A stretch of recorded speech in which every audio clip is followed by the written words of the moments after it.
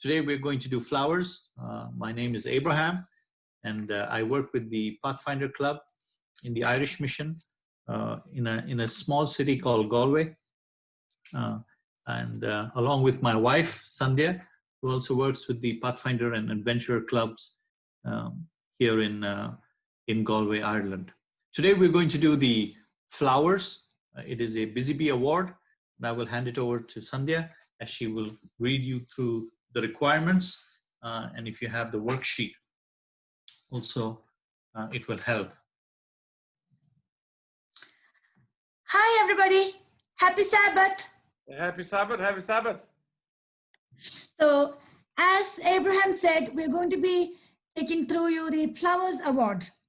So let's go to the creation story quickly.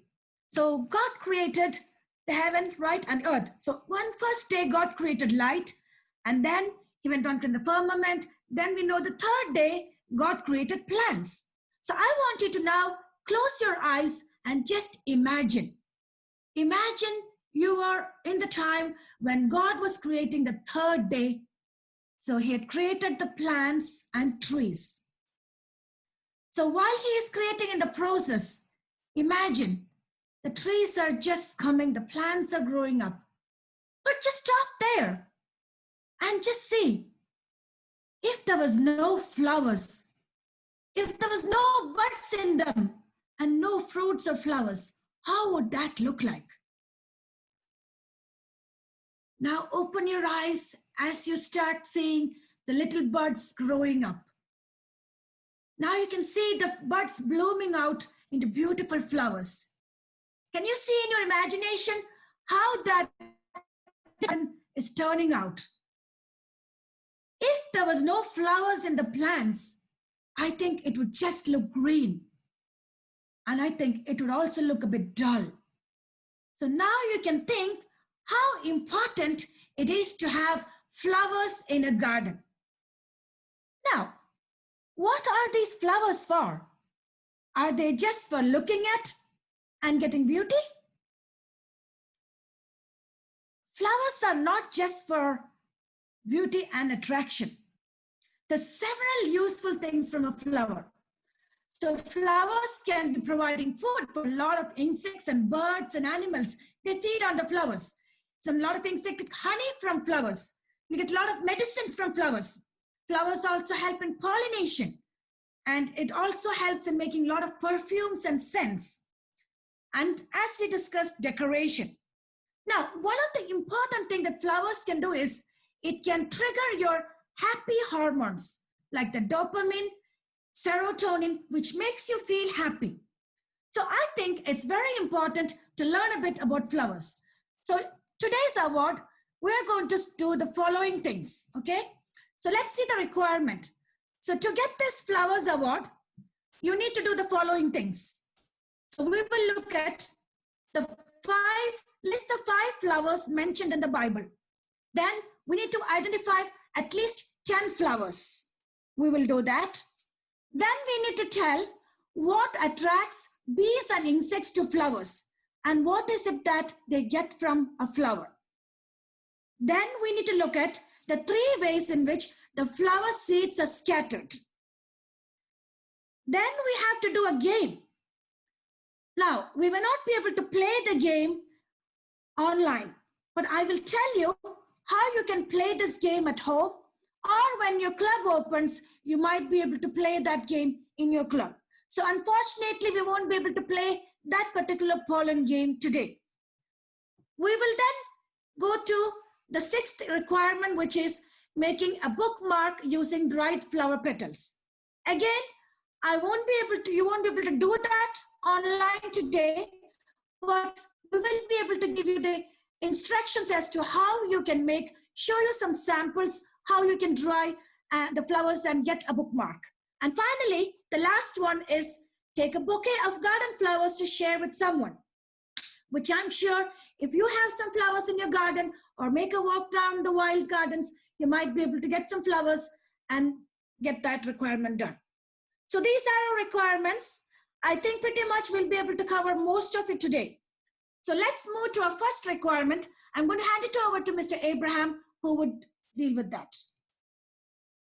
Our first requirement is to look at Bible texts that reflect flowers or plants. So let's look at that. The first text we have is James chapter 1, verses 10 to 11. Okay, and I'm going to read. And those who are rich should boast that God has humbled them. They will fade away like a little flower in the field. The hot sun rises and the grass withers. The little flower droops and falls, and its beauty fades away. In the same way, the rich will fade away with all their achievements. So there's one text. Here's another one from Luke 12:27.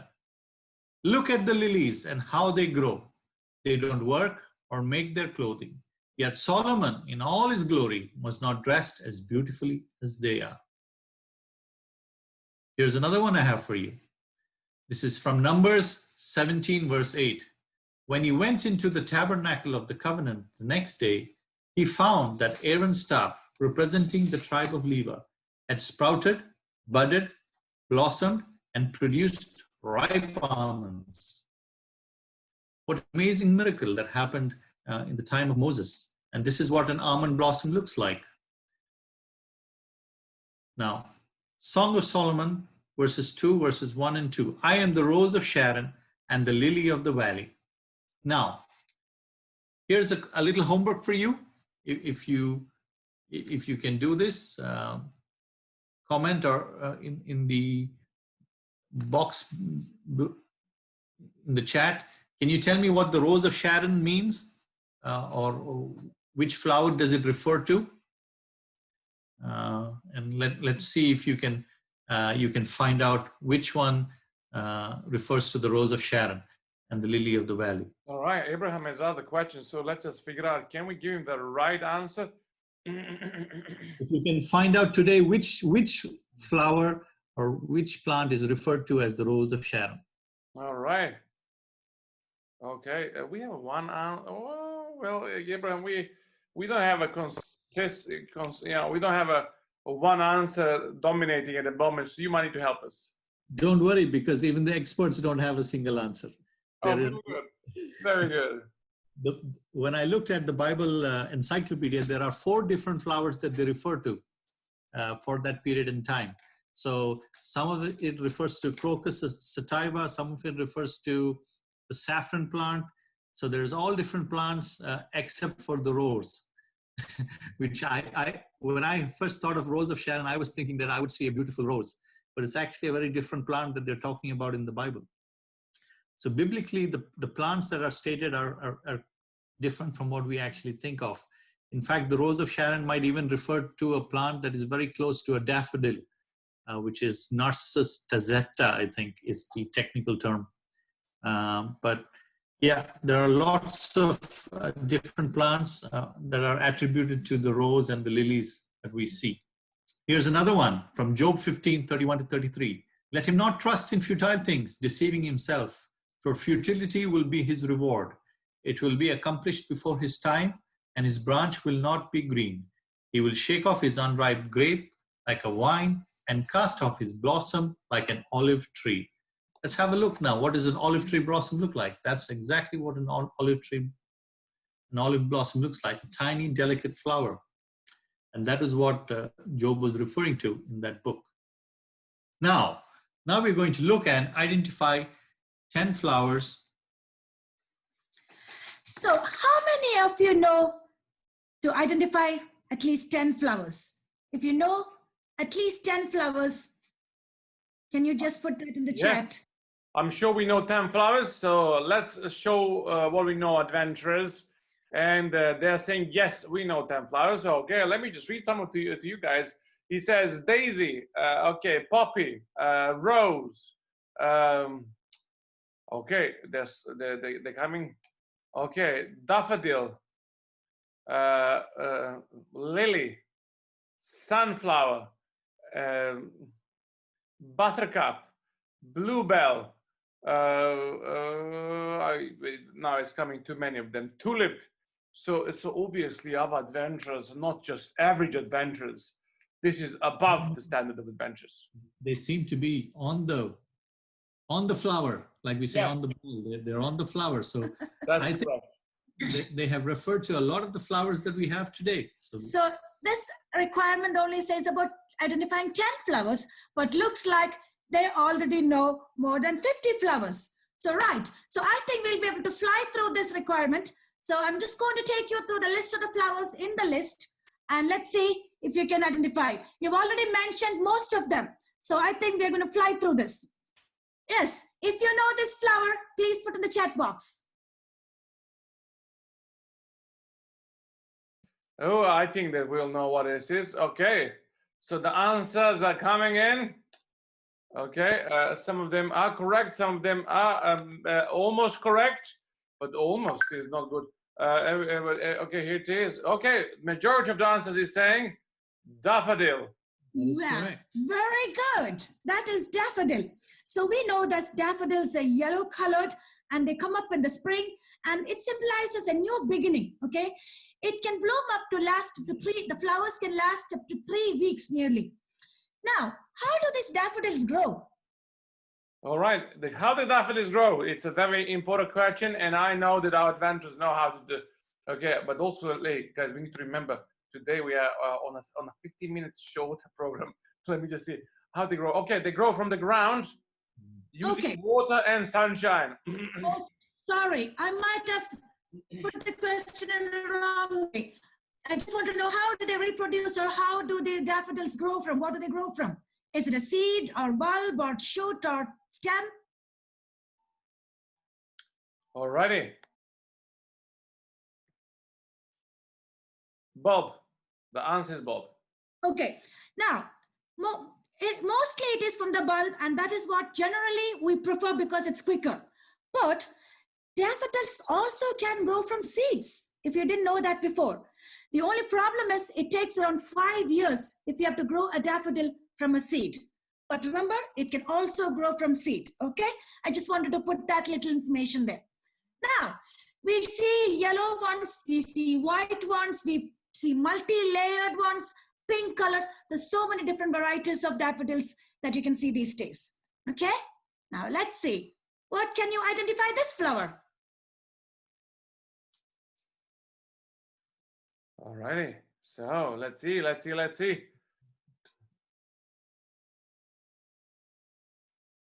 Okay, people are talking about daisies, about lilies, about yeah, well, daisy at the moment is winning for sure. Okay, if daisy is winning, I think we'll go with that. It is daisy. So we can also see so many different varieties of daisies, and they're actually usually the seeds with which it grows. It can go up, and within 10 to 20 days, you can germinate a seed. And there are more than 60 varieties of daisies, okay? And they're usually grown by people scattering the seeds around. Now, see if we can identify this flower. I think every mother and grandmother had one of these for sure, if not in this country. Oh, you guys are making a mistake. This is not a rose. Just to let you know, this is not rose. Obviously, your mother and grandmother didn't have it. Okay. Well, our young people actually don't know this flower, so please tell us what it is. Okay, this is a geranium, okay? This is a sun-loving plant. Now, it needs at least 4 to 6 hours of sunshine every day. Now, this plant can live at least up to 40 years if you look after them very well. So if you have one, make sure it will be in your garden for at least 40 years if you look after them very well. Another reason to have this plant in your garden is that it is supposed to be deterring the spider mites, cotton aphids, and leaf hoppers. So those kind of insects don't like this flower. So if you plant them in your garden, the vegetable garden especially, it is a very good companion. So it's an annual and a perennial plant as well. So this is geranium. Okay, there are nearly 422 species. Now, what is this flower? I'm sure you know this. Oh, I think we know this one. Huh? What do you think, adventurers? Ah, the tulip came straight away. So tulip. It is tulip. And you know that I don't need to go too detail into it. You all have seen tulips because this is widely seen in this part of the country and the world. And you can see so many different variety of colors, red, yellow, orange, so many of the colors.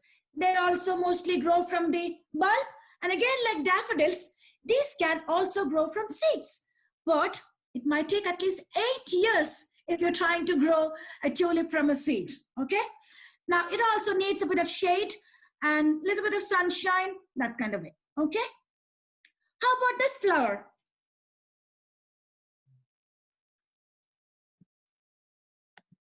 All righty. Can we guess which one is this one? Okay. It is very important. Oh, our adventurers are maybe not so sure about this one. Okay, this is a pansy, okay? Now, this pansy plants can grow, if you put it in the right time in the beginning of the fall season, it can last and grow up to 6 months. Now, this is a perennial plant, and it also needs at least 6 hours of sunshine, and needs actually well-drained, rich soil to grow. But the slugs love them, and they might eat them, okay?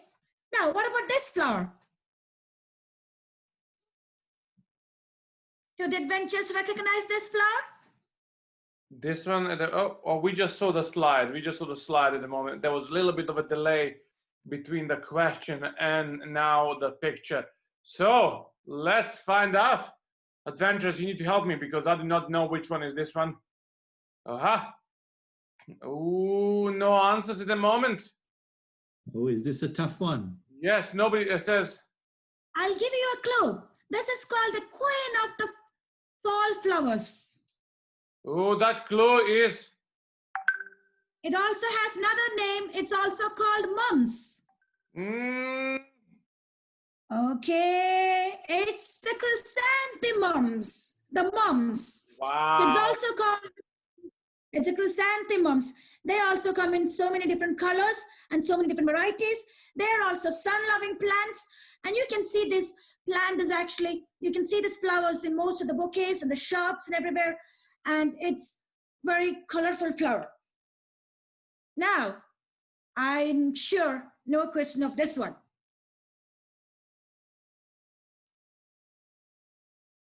All righty. This one here is very difficult one, but I think we can do it. So our adventurers are typing very busy, like little bees.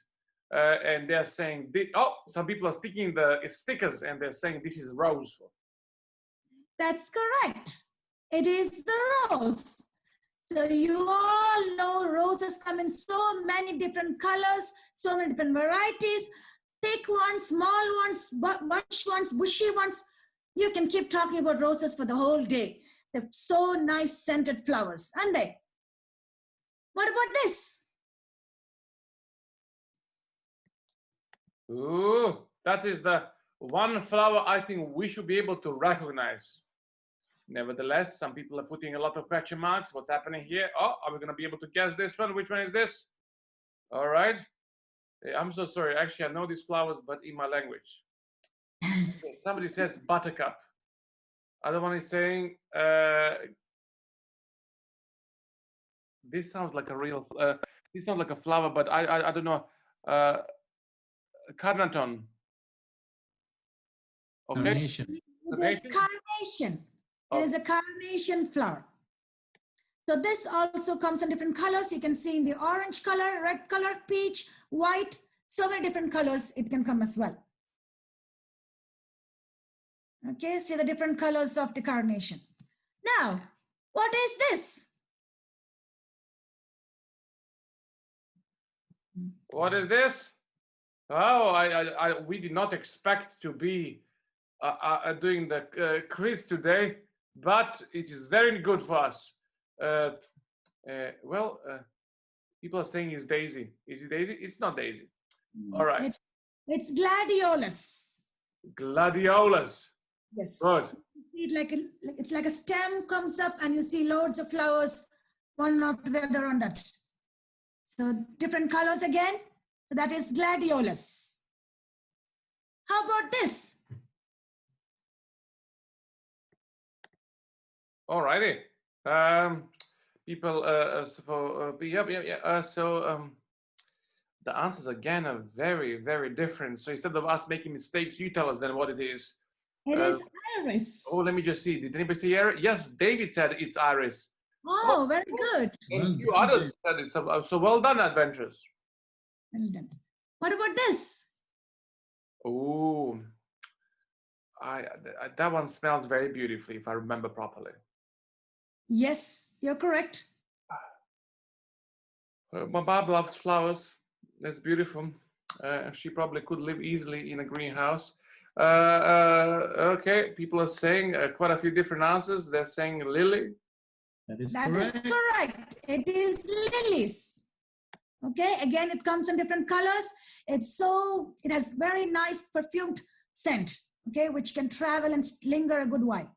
What about this flower? All right. Yeah, I'm not sure, but it looks, or is it that one or the one before that? Or is that the same? This is a different one. It's a petunia flower, okay? You might see this in the hanging baskets. You might have seen all around in the town when you go, you might see in hanging baskets. This is the petunia flower that you see in the hanging baskets. Sometimes they put in the pots, but they really grow bushy and the flowers just bloom like a pot. So that's the petunia flower. So this is very common. You see in almost all the gardens and everywhere. So now, those were the list of the flowers that was in the requirement that you had to identify. So I'm hoping that you'll be able to identify those flowers. Now we'll just quickly go through a couple more flowers. What is the first pink flower that you can see on the picture there? I don't know, actually. Does anybody know this? Okay. That is a lotus. The first one is a lotus. The second flower, which is a red color, that is a hibiscus flower. And the third one, which is a blue one, is a morning glory. Mm-hmm.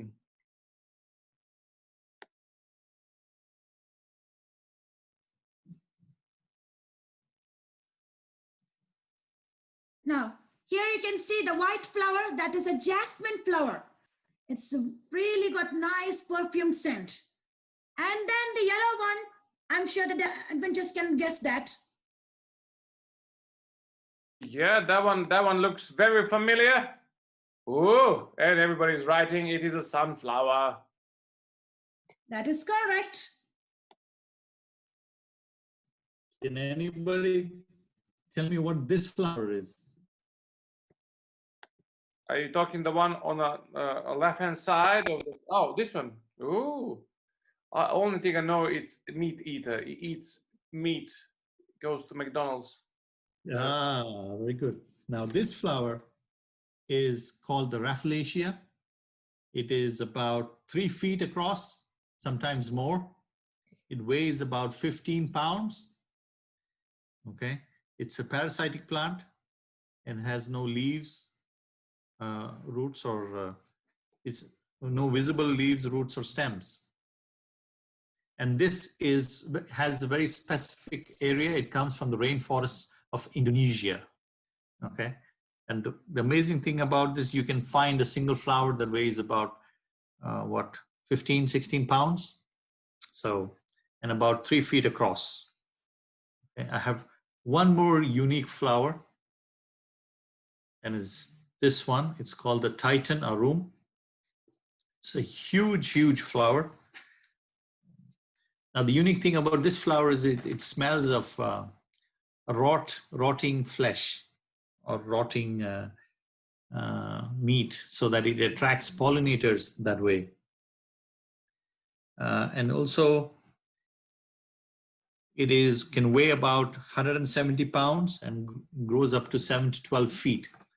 Now, technically, it's not a single flower, but it consists of many small flowers. But it is, again, a very unique flower that grows to a very, very huge size, 170 pounds and 7 to 12 feet in size. So something that's very unique, and probably we will not see it. Again, this is, if I'm not mistaken, unique to Indonesia and the rainforest there. Now, are flowers coming only on the tree, on the plants? No, we can see flowers on trees as well. I'm sure you're very familiar with this flowers. It's the cherry blossoms, right? It's a cherry blossom. Now, do you recognize this one? This is also called as Mayflower or Gulmohar. So this is usually found in the Asian countries as well. And this is called the Delonix regia. And this is commonly called as Mayflower or the Gulmohar flower. So it's also on trees. Now, when we look at flowers, what do you think attracts a bee and insect to flowers? What do you think are the things of a flower that attracts bees and insects to a flower? All right, we have a question for everybody there. So let's put it in the chat here in Zoom and also on Facebook, a live section. Make sure you type in your answers there. We'll try to read them. So tell us what attracts bees and insects to flowers. All right. So the answers are coming in already. They're saying it's, first of all, it's pollen. They would like to get a pollen on it, but they're saying the smells and the colors actually attract bees and pollinators to come to them. Brilliant. You're absolutely correct. We have some PhD adventurers there for sure. Absolutely. IQ, very high IQ kids, because color and smell are two key things that flowers use to attract insects and bees and insects to them. The other one is motion. So as the flowers move, and because of their color and their smell, and specifically the motion that is attracted to the compound eyes of insects, and they quickly home in onto these flowers where they go to these flowers. Now, why do they go to these flowers? What is it that bees and insects get from these flowers? Adventurers, if you could quickly put it in the chat. Yeah, let's have a look. I'm sure we'll get answers very quickly. So the question is, what it is they get from the flowers? And somebody says fast food, pollen. They're saying they're going for the food, for the pollen. Fast food is correct. So what is it they get? Number one, they get nectar, which is the liquid that the bees take from the flowers, which they make honey. Pollen, which bees use to make pollen bread, and which are used for pollination and other insects. And some animals also take water from the flowers. When it rains, the water collects, and insects and animals take this from them.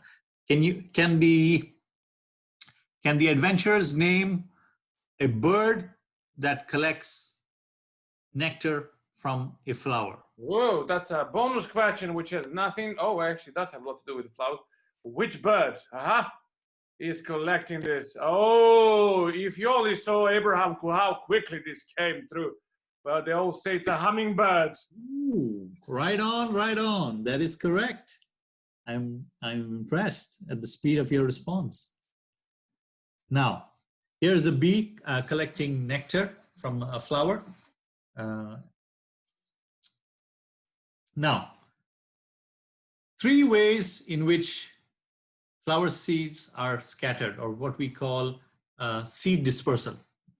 Can my adventurers tell me 3 ways they think in which seeds are scattered? Now, the seeds from flowers and fruits and vegetables, how are they scattered? 3 ways. All right. Okay. Here, wind blows and takes them away. Okay. So wind.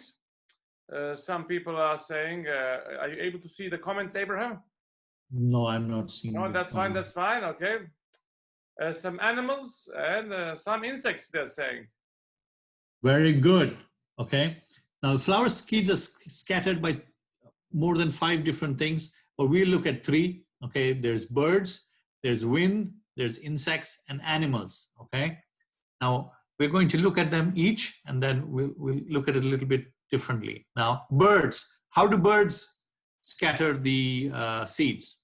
Birds eat the fruit, and then they fly away, and they do the business, or they poop the seeds out, and when these seeds land, they germinate, and they grow into new plants and new trees.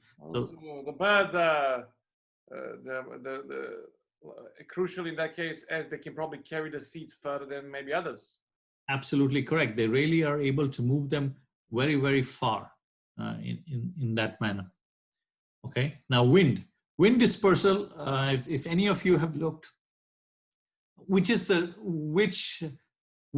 flower is one of the most common would be the dandelion that we have in our gardens and our backyards, where we would be able to see, you blow a dandelion, and that is really ideal. So a dandelion like this would be a prime example of wind dispersal. Does anybody else have an example of wind dispersal? If you can put it in the chat, it would be amazing. Yeah. Well, I'll keep an eye on the chat. You continue, as we only have about 15 minutes. So yeah, I'll keep an eye on Abraham. This is a cotton dispersal. Now insects. How do insects disperse? Now insects collect seeds, and they take these seeds for food, which they eat.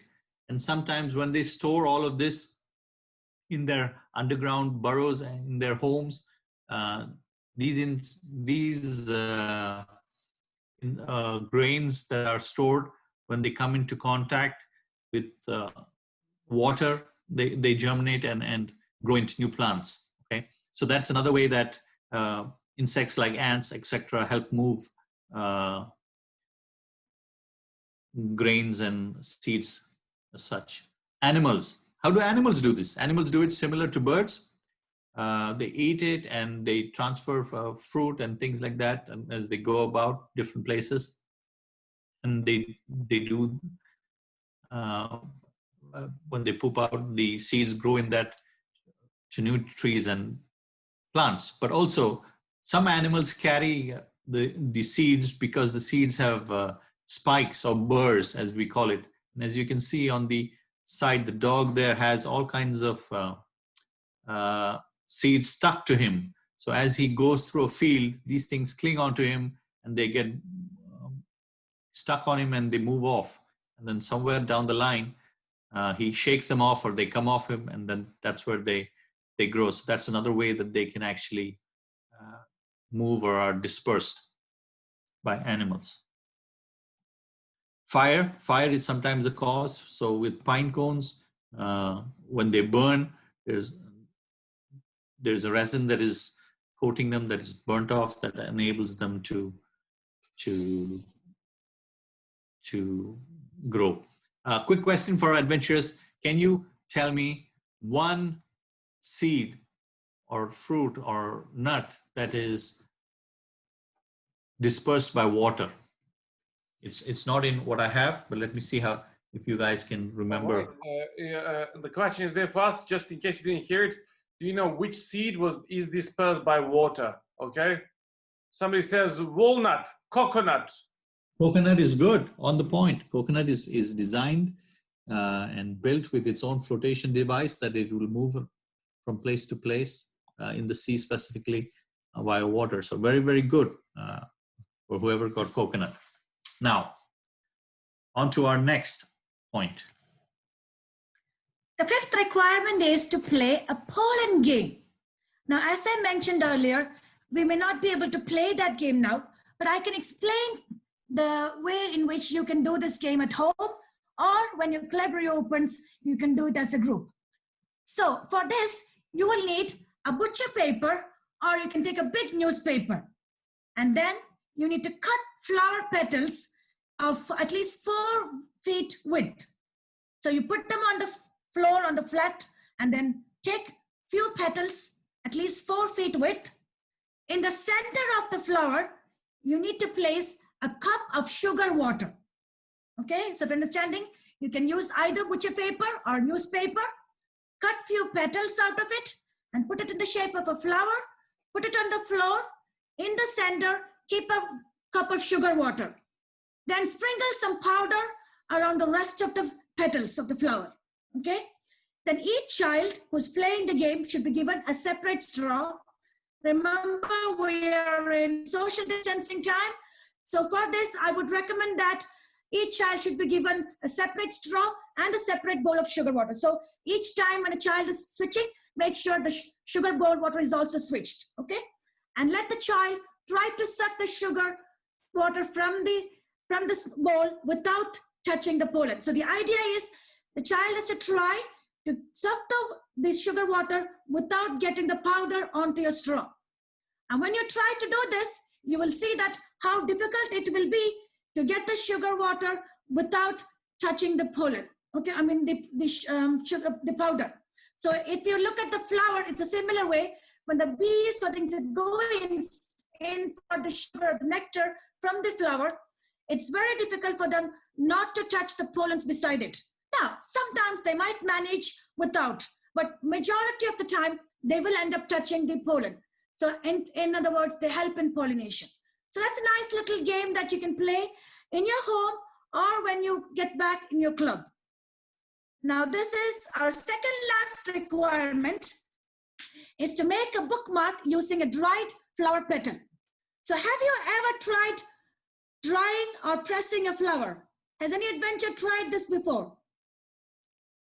Drying or pressing a flower? The question is there for adventurers. Did you ever try to press the flower? Okay, no. Somebody said yes, somebody said no. It seems to me at the moment, who is winning? Let me just see. It seems to me probably more yeses than no's. Well, just changed. It just changed, sorry.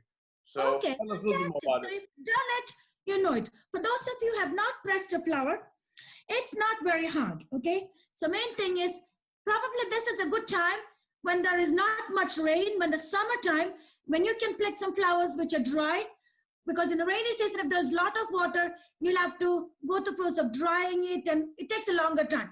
But in summer, when the flowers are dry, take any flower, preferably which doesn't have much water. So take the flower and take some newspapers or old magazines, whatever, and you can put the flower between that and keep it closed and pressed. You can also put some weight over it and leave it there for a good few weeks. And after a few weeks, go back and gently open it, and you'll see that they're really pressed, okay? So if you take a flower like this, so you can take your magazines or book, put it there, and put another book and just press it. And you can just keep it. So when I did it, what I used to do was take some newspapers and old magazines.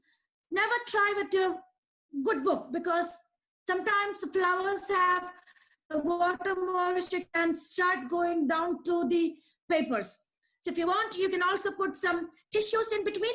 So put them. And when you put the flowers for pressing, if you can arrange it in such a way, like if you see in the picture that the flowers, petals are kept separately. So you can take the petals separately and press them separately, or you can press the flowers as a whole, okay? So after you have pressed it for a few weeks, when you take the petal out, it will be very thin like a soft paper, very delicate. You need to be very careful when you take it out because it can tear easily, okay? And then you have to take that flower petals and put your imagination into making a card. So make a little thick card sheet and imagine like, as it's shown in the slide there, you can arrange the petals to make a little lovely designs. So there's another way which you can use the petals. So they're separate, so you can press the leaves as well.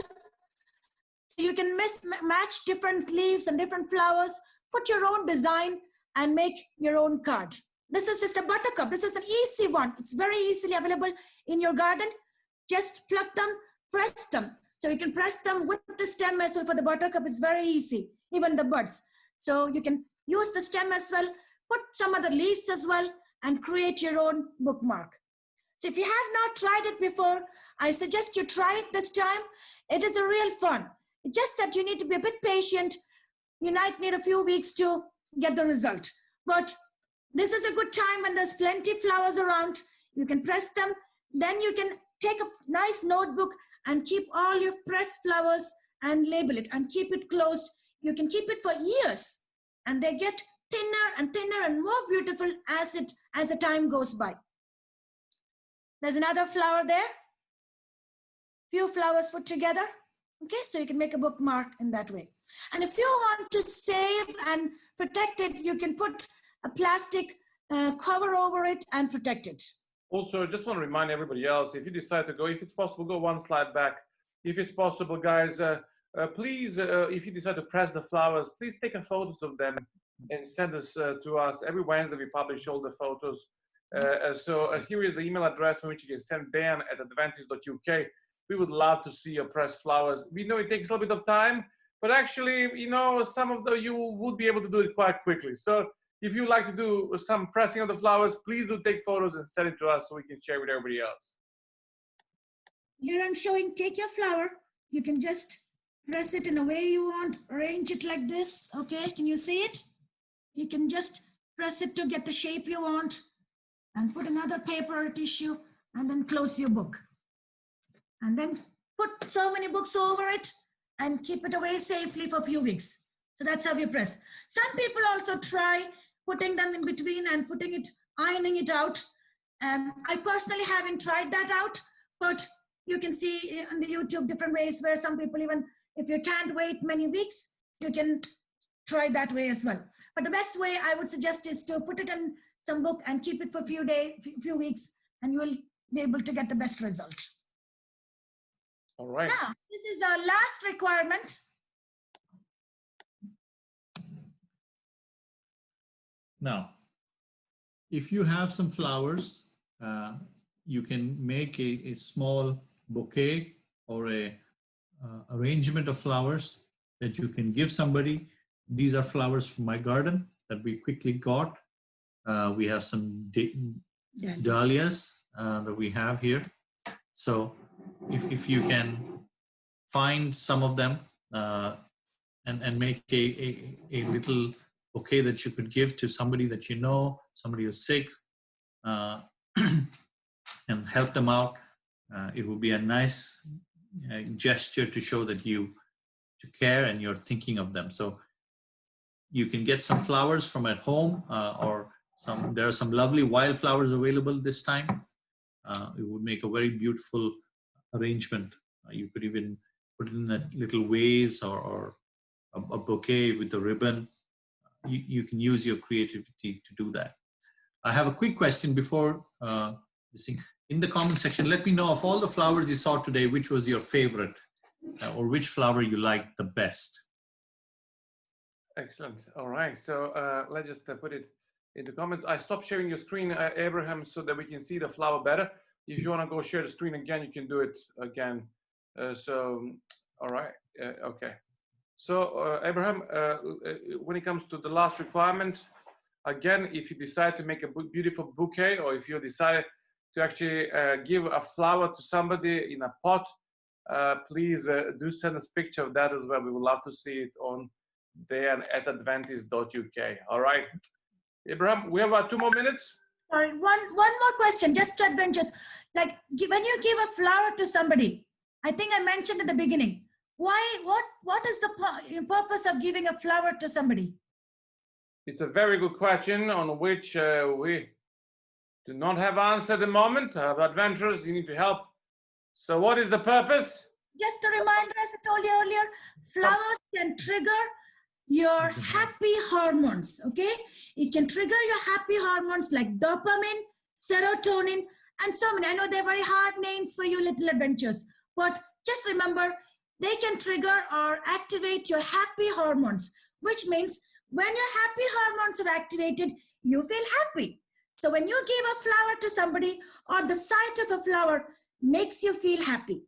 Excellent. So that's the point of giving a flower to somebody. So cheering them up, making them happy is why we give flowers. And many adventurers shared that same thought as well in the chat section as well. So Abraham, let me just ask you, so is this the last point in your presentation? Yes. Excellent, excellent. So, well, I'm gonna just go to the, I'm gonna just unmute our adventurers so that we can give a big clap to you guys. Please, adventurers, unmute your microphones and let's give a big clap to everybody. And so, thank you. Thank you very much.